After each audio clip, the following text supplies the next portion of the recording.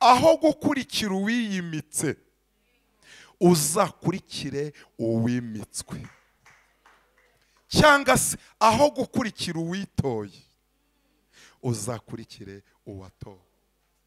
Abantu bari gutangira neza ariko bajya gusoza bagasoza nabi. Ibyirato byawe soko wayoboye, ibyirato byawe soko wigishije, ibyirato soko wahanuye, ibyirato byawe nibyo wanesheje. Ababyakira tuvuga ngo sesa no. Waba ufite akazi Imana urayikeneye, akazi kadahari Imana urayikeneye, warabyaye Imana urayikeneye, utarabyaye Imana urayikeneye, uba mu nzu yawe ubasaba kohereje embe mu mutima warambika amadolari. Madolari we umutima urenda gucikana, irukanira ihembe. Ndi mwiza finyore beauty, irukanira ihembe. Mana turagukeneye. Sawuli arabimenya yuko abatambyi bahaye Dawidi ku mitsima y'abatambyi kandi atari umutambyi, ngo yohereza abasirikare ngo bagende bica abatambyi. Abasirikare bavuga ngo ntabwo twahera twica abatambyi, ngo Dowegi abavuye masengesho iminsi 3 dufite ba Dowegi bakora ubugome, twirukanye umwuka wa Dowegi. Aravuga ngo nasigaje uteka ibitambo byo kuzamutambira. Samweli aramubwira ngo ikimana yitaho nuko umuntu ayumvira kuruta ibitambo. Sawuli yapfiriye umunsi umwe n'abahungu be 3 n'uwamutwazaga inkota, ngo abayiteye inkota ariyahura, babarangije urugendo. Sawuli arangiza nabi. Turashimira Imana mu nzira byose byagiye binyuramo kugira ngo tube turi hano. Turashimira n'umushumba kwemera kuduhamagara n'uwaduhuje nawe. Imana yo mu ijuru imuha umugisha. Nitwa Mushinzimana Felex. Ndubatse, mfite umudamu n'abana 4. Dutuye aho bita Igihogwe, ni mu murenge wa Jari, akarere n'akagasabo. Ndi umubwiriza butumwa bwiza bwa Yesu Kristo. Tudatinze rero mu gihe bampaye ntabwo ari igihe gitoya. Yaba ari umunota umwe Yesu aramamara, yaba ari segonda imwe Yesu agira ate aramamara. Nta minota mike ibaho wamamaza Yesu. Dusome igitabo cya mbere cy'abami. Igitabo cya mbere cy'abami turasoma ni igice kimwe, dusome n'umurongo wa 5 turangirize 7. Turasoma imirongo mike, ahasigaye twibukiranye amagambo y'Imana. Igitabo cya mbere cy'abami ni igice kimwe, umurongo wa 5 turangirize 7. Ni page 319 mu isezerano rya kera. Igitabo cya mbere cy'abami ni igice kimwe, umurongo wa 5 turangirize 7. Havuze ngo iki?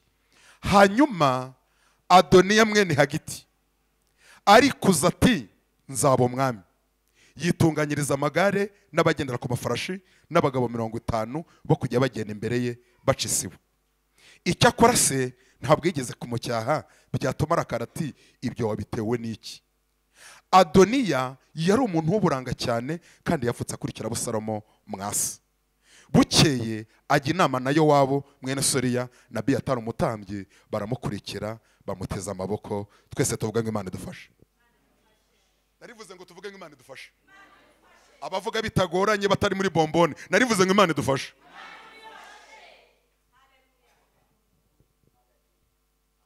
Tugiye kuganira ijambo rifite topic ivuga ngo aho gukurikira uwisize uzakurikire uwasizwe.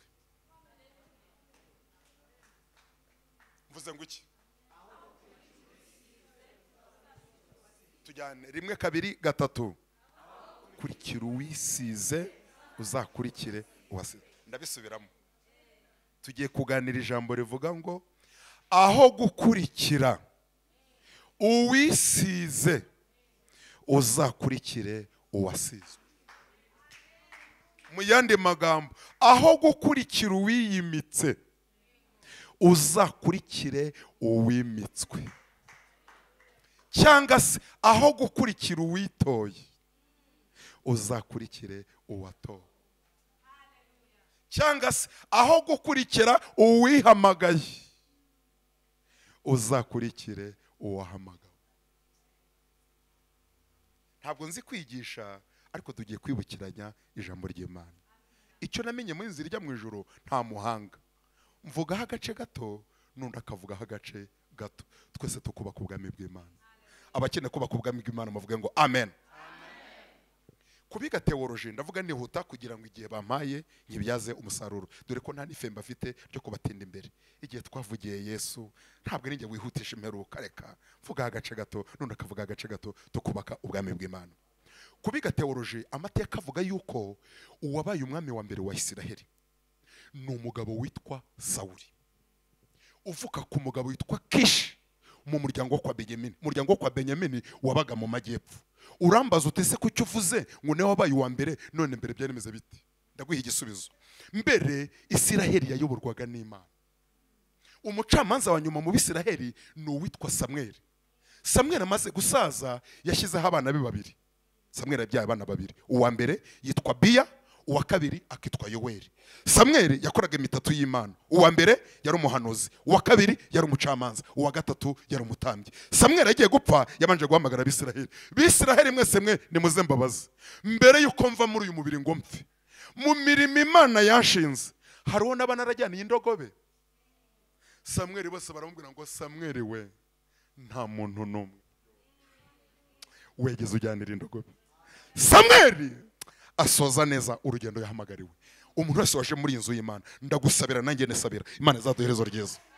Ababyakira tuvuga ngo amen. Imana izaduhe iherezo ryiza.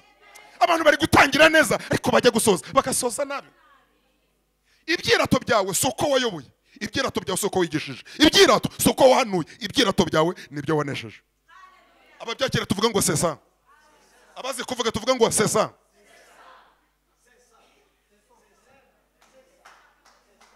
Ibyirato byawe suko wahanuye, suko nabahagaze imbere ngo nigishe, suko weretswe. Ibyirato byawe nuko wageze kuri terukanesha. Sesa. Abatari muri bomboni tuvuga ngo sesa. Abahumeka bitagoranye haleluya. Sesa. Sesa. Se muri bomboni ko mudasohora ijwi. Sesa.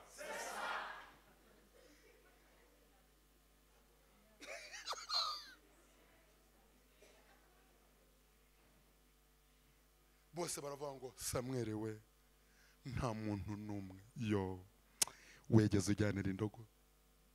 Nta mugore w'abandi wajyanye, ntabwo wambuye abantu amafaranga, nta ruswa. Kandi muri iyo yose harimo ruswa. Guhanura ruswa irahari, ubucamanza ruswa irahari, ubutambyi ruswa irahari, ariko hose Samweli ahatambuka neza. Bibiri kavuga ngo iki? Ngo nta jambo na rimwe rya Samweli ryegeze rigwa hasi. Bivuga iki? Imana yamurinde guhamya. Mama ntiyakagira ijambo ryawe na rimwe rigwa hasi. Mukaba mugenzi wanjye ujye uharanira ntiyakagira ijambo ryawe na rimwe.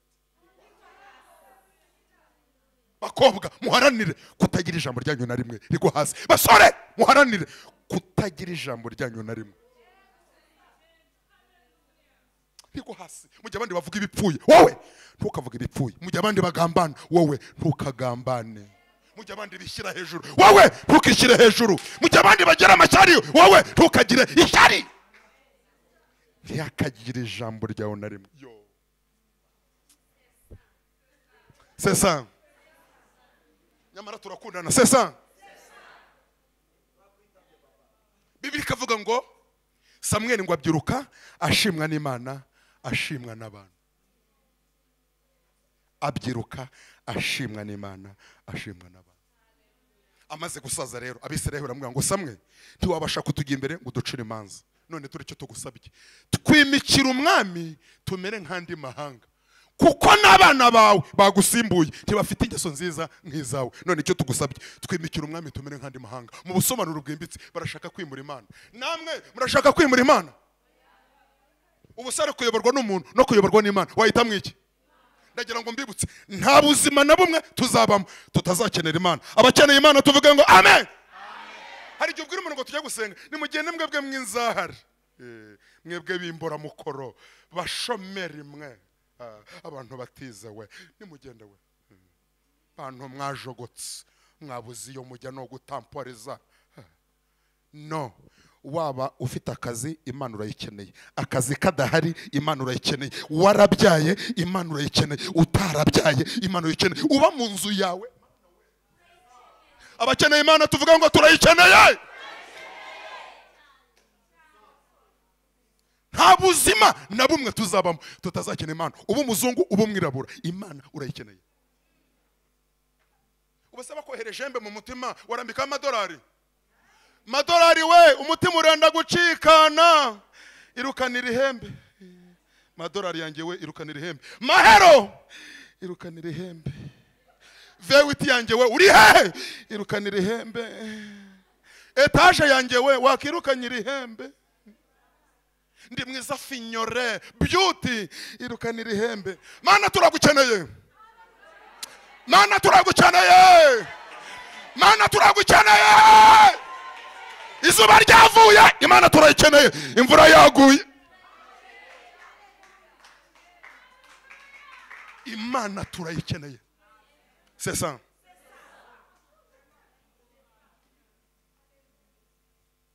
Bagukunze, Imana uyikeneye. Batagukunze, Imana uyikeneye. Akazi gahari, Imana.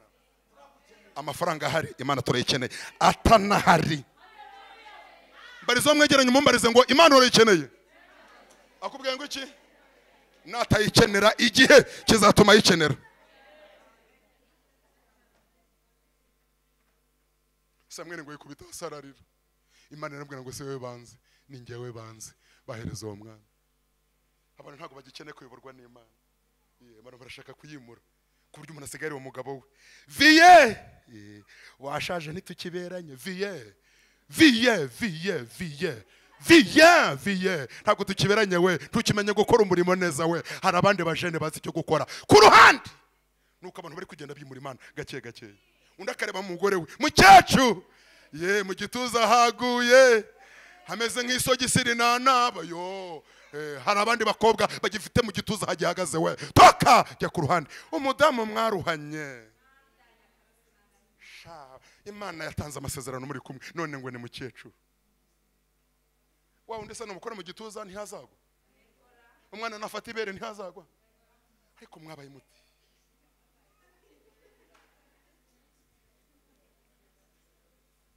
Undasiga avuga ngo urwego ngezemo sinanywa ji, sinanywa icyayi gitera diabete we, munshakire score.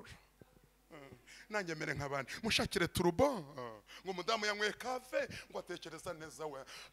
Ve umwuka maziki.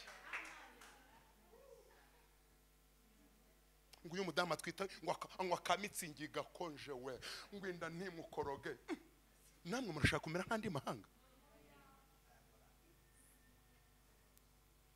Bagabo murashaka kumera nk'andi mahanga. Bamama murashaka kumera nk'andi mahanga. Basore bakobwa murashaka kumera nk'andi mahanga. Abakene kuyoborwa n'Imana tuvuge ngo amen. Uwo muntu ushaka kwa kuyobora nyuma y'isegonda ntazi kizamubaho. Ngo engineer ikizakuba ejo urakizi. Ngo wize science nyuma y'isegonda harabiki. Dawidi yaravuze ngo aramanywa na nijoro. Ngo bigaragara ari kimwe, bibisikana nta na kimwe kigonze ikindi mu ikoranabuhanga ry'Imana. Ahantu uri kujyana umucyo ninde uhaza? Ahantu uri gukurura ijoro mu kanya bikabisikana nta na kimwe kigonze ikindi ninde ubizi? Iyo Mana tuyivuga nabi. Mana turagukeneye.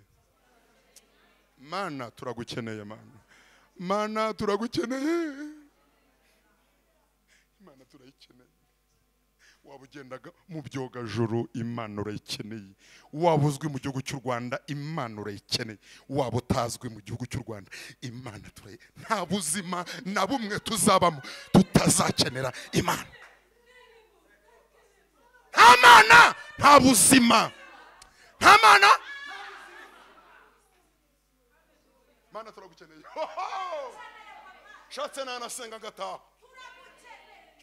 Haleluya! Imana turayikeneye.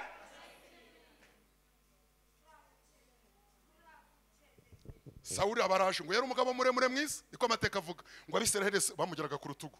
Yamaze kongwa mu myaka 40. Imyaka 2 nibwo yumviye Imana. Iyindi myaka 38 ayikora amavuta ashaje. Imana yaramuciye. Muri iri teraniro turabwira Yesu wasizwe adukorere vidange. Ibivuta bya kera bishaje tubimene. Yesu aduha amavuta mashya. Abakera amavuta mashya muvuga ngo amen. C'est ça. Abakivuga c'est ça. Amavuta ntabwo ari vaseline, si igikotoro, si amamesa, ni amavuta y'umwuka we. ashoboza umudamu koroha, ashoboza umugabo koroha, ashoboza umusore koroha, ashoboza umukobwa koroha. Aya mavuta atuma umudamu amenya uburyo abwira umugabo. Ntanabwira umugabo ngo ngwino urye. No, bamama ntabwo umugabo arya, baravuga ngo nimuze mufungure.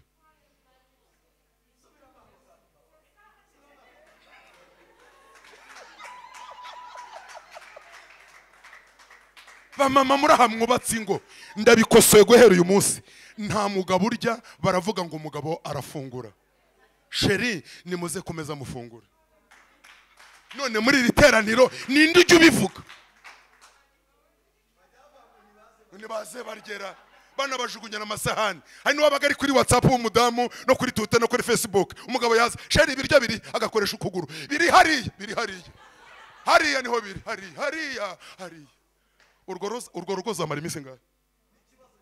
Ndabikosoye guhera uyu munsi. Nta mugabo urya, umugabo agera ate arafungura. Ku mwami baravuga ngo iyo bamubwiye ngo naza afungure, babwira umwami ngo ngwino urebe. Ku mwami niko bivuga, umwami baravuga ngo ngwino urebe.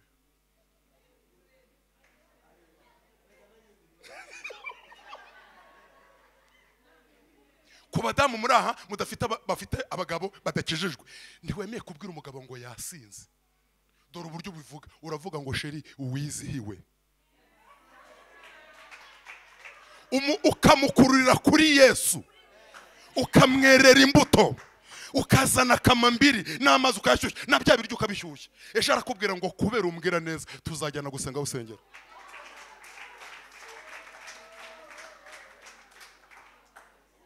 C'est ça. Ababyakire mwataye haleluya.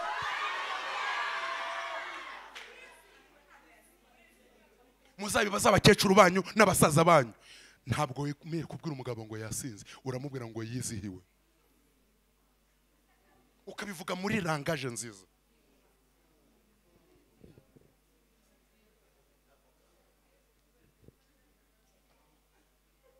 Mvuga ibintu 8 byatumye Sawuli Imana imukura ku ngoma. Ibintu 8 nishaka ndabigarukirizaho nyuma yaho wenda nazagaruka. Ndavuga ibintu 8 duhita dusenga. Ndavuga oya kwa kane mfite indi gahunda. Ndavuga ibi bintu 8, ikigisho ntabwo ndabankirangije ni kirekire. Nimbo nundi mwanya twapanze nzagaruka. Mvuga ibintu 8 byatumye Sawuli Imana imukura ku ngoma. Icya mbere yari umugabo uhubuka. Yari umugabo biratubwira iki? Birambwira ngo mu rugo rwanjye niba aricyo mfubiranye n'umugore, menye uburyo mbivuga ntamutera igikomere cy'ubuzima bwe bwose. Hari amarangamutima abiri. Ese iyo umuntu yishimye avuga ate kugira ngo adakomeretsa abandi? Uzi ko ari gishobora kuba wishimye ugakomeretsa abandi? Reka ntanga urugero. Mpagazano ndashimira Imana ko Imana yampaye inzu, ariko mwaramvuze we, ngaho nimwongere mu mvuge se. Ngewe ndishimye ko nabonye inzu, ariko nkomerekeje abantu. Biravuga ngo iyo umuntu yishimye avuga ate kugira ngo adakomeretsa abandi. Ikindi, iyo umuntu ababaye avuga ate kugira ngo adakomeretsa abandi. Ujye ugenzura amarangamutima abiri. Ndishimye mvuge nte kugira ngo ntakomeretsa abandi. Icya kabiri, ko mbabaye mvuge nte kugira ngo ntapika mugenzi wanjye ijambo rikamubera igikomere mu buzima bwe bwose. Agusabye mituyo, saba akazi ntiwari uhari, uba wiriwe wicaye gusa. Uwatangiye akazi yapfuye akarangije. Aho wicaye uzi ko Imana yazana undi ikayicaza undi, ujye umenya ko inyuma y'umuntu hari undi. Uwatangije akazi yapfuye akarangije, musubize. Yarakarangije. Uriyenera ku muntu ngo inzu, ejo umutingito nuza ukayishyira hasi uzongera kubivuga. Ibiza ejo nibacisha umuhanda, amanegeka, kredi. Genzura ururimi rwawe igihe ugiye gusohora ijambo, mvuge nte netware nte. Iyo umuntu yishimye avuga ate kugira ngo adakomeretsa abandi. Iyo umuntu ababaye avuga ate kugira ngo adakomeretsa abandi. Amateka biro kutwigisha kugira ngo wahubutse, ngewe niba bimbwira sinzahubike kugira ngo sheke yagize ngewe ntazayigira. Uwakoze neza nzatera intambwe mu kirenge cye, nanye nzakore neza. Nicyo amateka abiro kutwigisha. Vuga abantu bahutse muri Bibiliya. Umwami witwa Uziya yayoboraga Abayuda. aravuga ngo kubera ko yari n'umuhinzi ngo akeza cyane, abwira abatambyi, arababwira ngo urwego ngezemo ngomba kuba umwami, n'ibyo ndi umwami w'abayuda, ariko ngomba no kujya gutamba nkaba umutambyi. Baramubwira ngo wowe uri umwami w'abayuda, ntiwemere gutamba, ntiwabisigiwe. Aravuga ngo ndajya gutamba. Arahubutse ajya gutamba. Ngo agiye gutamba, ngo Imana iri mu ijuru ngo ihita imuteza ibibembe. Ako kanya exactement bamuvana ku ntebe y'ubwami, bamujyana mu kazu ka kato, apfirayo. Imana itaratinya umwami, wowe izagutinya, njyewe izantinya. Undi wahubutse Mose, Abisiraheli babuze amazi, y'Abisiraheli baburaga amazi cyangwa ari ikintu kibarakaje, bahitaga bafata amabuye bagatera umuntu ngo benda kubita Mose na Aroni amabuye. Mose ajya kubwira Imana, Abisiraheli bashaka kutwicisha amabuye, babuze amazi n'amashyo yabo, tubigenze dute? Imana iramubwira ngo genda ubwire igitare kivemwe amazi. Agenda n'umujinya, aravuga ngo inkoni yanjye irahari. Agenda n'umujinya, akubita rimwe, akubita kabiri. Imana iramurika amazi araza, iramubwira ngo kuko utagaragaje kwera kwanjye imbere y'iteraniro ry'Abisiraheli, tuzagira mu gihugu cy'amasezerano. Kiriya gitare cyashushanyaga iki? Cyashushanyaga Kristo. Ntiyakwiriye gukubita Kristo. Bivuze iki? Uko abonye Imana kwa mbere, sikwibona kwa kabiri. Ko ibonye kwa kabiri, sikwibona kwa gatatu. Ko ibonye kwa gatatu, sikwibona kwa kane. Ko ibonye kwa kane, sikwibona kwa gatanu. Ko ibonye kwa gatanu, sikwibona kwa gatandatu. Ko ibonye kwa gatandatu, siko uyibona ku cyumweru. Ntimenyero. Ntabwo Imana ari TV1. TV1 we vuga vuba. Life Radio vuga vuba. City Radio vuga vuba. Vuga vuba Nyamatanga. Ntabwo Imana ari radio. Nibikubwiye ngo icara uricara. Nibikubwiye ngo hagarara urahagarara. Nibikubwiye ngo genda uragenda. Nibikubwiye ngo ceceka kimya. Imana ntimenyerwa we. Imana yakubwira ngo dore senga bagiye kukuroga n'umuryango wawe. Ngo ejo bundi yari yarabimbwiye. Byaca he? Byaca he? Yabimbwiye nakanyarira. Byaca he? Rangara gato baguhitana. Imbere yayo Imana utandengeye umugabo wanjye ntiyabaho, utandengeye umudamu wanjye ntiyabaho, abana banjye ntibaho, uce bugufi, turayikeneye, tuyihakweho, uyikubita imitoma. C'est ça, c'est ça. Hallelujah, amen, amen. Oh Yesu, tuzamura Imana amaboko ku bakiyafite, tukomere Imana amashyi tuyivugirize impundu. Imana ishimwe.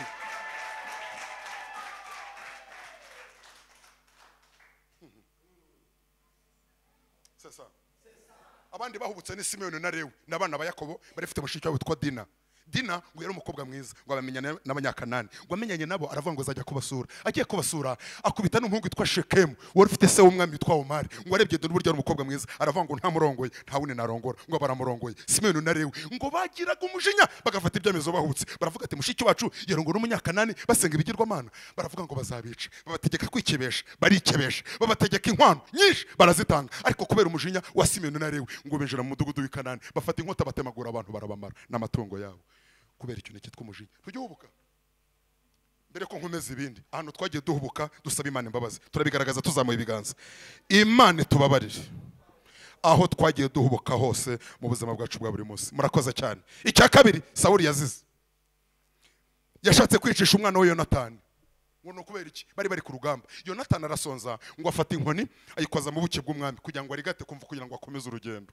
Isa aravuga ngo wabikoze ndamwica. Baramubwira ngo n'umwana wa Yonatani, ngo ararakara, aravuga ngo ndamwica. Abisiraheli bose bavuza induru, baravuga ngo dukurikije ihumure Yonatani yazana Isiraheli, baravuga ngo nta nagasatsi kagomba kuva ku mutwe. Ariko kubera icyo kintu yaragambira cyo kwicisha umwana we, byatumye Imana ibabara. Icya gatatu, yagira ishyari Dawidi kuko yishe igihanganye cy'Umufilisitiya cyitwa Goliyati, byaramunaniye. Ngo nukubera iki? Ngo nuko abadamu bavuye mu myobo basingiza baririmba bavuga ngo Dawidi yishe inzovu, Sawuli we bamubaze w'iki igihumbi. Ngo guhera umunsi ngo akajya mureba ijisho ribi. Vuga ngo abadayimoni bashye, abadayimoni bashye bishyari. Umwami yari yabuze insinzi, yarehereze mu myobo n'Abisiraheli, mu gihe akamukoze mu ntoki. Felicitation, merci, Imana ikunyuzemo, good, ndagushimira rwose. Ariko ngo guhera umunsi bakajya mureba ijisho ribi. Ni ishyari. Niba Imana ikoresheje umuntu kuki mutamushimira? Nako karajara, mwigeze umuyobozi, mwigeze umuvuga batumwara, mwigeze umuhanuzi, tuzaho tureba. Abadayimoni bashye, muvuga ngo bashye.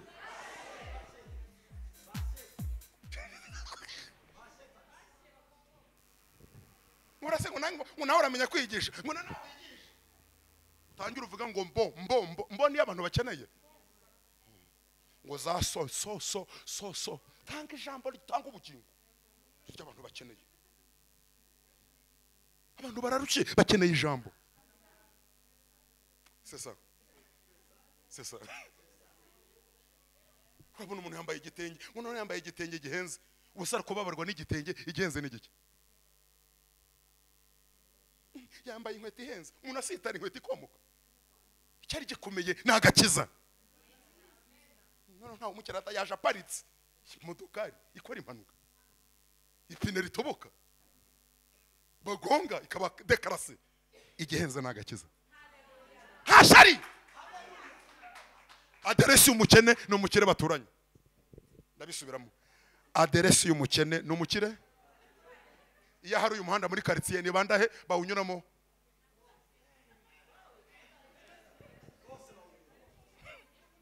Iyo azanye uruganda muri quartier ni bandaheraho ahakazi? Hagize umuntu Imana hereza kampani muri ritorero ni bandaheraho akazi? None kuki bagira ishyari? Abadayimoni bashye.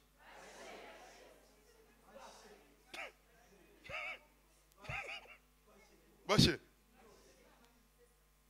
C'est ça. Amugirira ishyari kandi Imana imunyuzamo. Azanye itsinzi mu Bisiraheli. Sawuli urugamba rwamunaniye. Abantu bose bahise mu myobo. Bararimbye ngo Dawidi yishe inzovu. Sawuli we bamubaze w'igihumbi ngo guhera umunsi ngo akajya mureba ijisho rye. Reka batayimone babi Imana batwike. Icyakane yagiye gutamba atari umutambyi, bibabaza Imana. Icyagatanu yagiye ku mupfumu kujya gushikisha Samweli yarapfuye kugira ngo bive ikintu Imana imubwira. Mu gihe cya kera aho abakiranutsi bari bashyinguwe, umupfumu yabashaka kujya kubashikisha akabakura bikemera. Ariko aho Yesu aziye, vuga ngo ashimwe Yesu waje. Ashimwe Yesu waje. Yashyizeho korotire kugira ngo ahabera bashyinguwe ntawe ugomba kubavogera. Ngo arangije ajyana n'abapfumu ahinduranya imyenda, ajyana n'abantu babiri ashikisha Samweli. Ngo akoresha agakecuru, akoresha n'inzuzi zitwa Endori. Ngo barangije bashikisha Samweli. Samweli baramuzana. Samweli avuga ngo urankubagani, Imana guciye ku ngoma Sawuli, Imana ntikikwemera. Ikibabaza Imana nuko za gusenga hano warangiza ukajya ku mupfumu, ntawe ukeza bamwe babiri, wakunda umwe ukanga. Niba ari Yesu ukurikiye maramaza, abari Yesu wubaha. Hagutesha abandi bami no mesa kamwe. Kandi yaraciye abapfumu Israel ahinduranya imyenda ariyoberanya. Ajya gushikisha Samweli, Imana yari yaramuretse atacyumvijwe. Ati nimukurura wenda aragira icyo ambwira, Imana imubwiye. Aramubwira ngo urankubaganiye, Imana yaguciye ku ngoma ntabwo ikikwemera. Ntukajya mu bapfumu, mesa kamwe ukurikire Yesu, niwe gisubizo cy'ibibazo byose. Imana ishimwe. Imana ishimwe. Icya gatandatu nicyo tugezeho, hasigaye bibiri. Yicisha abatambyi 85 akoresha duwe y'umunyedomu. Ngo nukubera iki? Dawidi yarashonje, abatambyi bamuha ku mitsima kandi atari umutambyi kandi ngo ashonje. Noneho rero Sawuli arabimenya yuko abatambyi bahaye Dawidi ku mitsima y'abatambyi kandi atari umutambyi. Ngo yohereza abasirikare ngo bagende bica abatambyi. Abasirikare bavuga ngo ntabwo twahera twica abatambyi. Ngo Dowegi abavuye masengesho 3. Dufite ba Dowegi bakora ubugome. Twirukanye umwuka wa Dowegi. Dowegi murasenga na gutya yarangiza ashaka kohereza ihembe. Kandi avuye amasengesho akakuzana igikombe cyuzuyemo uburozi. Ba Dowegi, Imana iturinde ba Dowegi. Umuntu akakurukanisha ku kazi ari Dowegi kandi musengana mukandi kanya. Yesu ashimwe, ndakwemera Yesu we, Imana gumugisha. Kandi mukanya agacura umugambi mubi. Nirukanye umwuka wa Dowegi muri riteraniro mu izina ryande. Se ba Dowegi barahari cyangwa ntago bahari? Ba Dowegi abavuye amasengesho 3 abaracomotse 3. Niko Bibiri ivuga. Ngo avuye amasengesho 3 ngo afata inkota ngo yinjira mu batambyi bose 85 bose arabahitana abarabisha. Avuye amasengesho 3. Umutambyi Abiyatari abararokotse ahungira Dawidi ho yarari. Dawidi aramubwira ngo gumana nanjye. Uhiga ubugingo bwawe ni nawe uhiga ubwanjye, ariko nubana nanjye ntacyo uzaba. Wabisoma mu gitabo cya mbere cya Samweli igice cya 22 ku murongo wa 23. Gumana nanjye, uhiga ubugingo bwawe ni nawe uhiga ubwanjye. Bivuga ngo icyaguhigaga nicyo cyampigaga, ariko kukuje ku munyamasezerano ntacyo kibaye. Yuri kumwe n'umunyamasezerano ntukorwa n'isoni. Yuri kumwe n'umuntu wavuganye n'Imana ntabwo mwarwa. Nibyo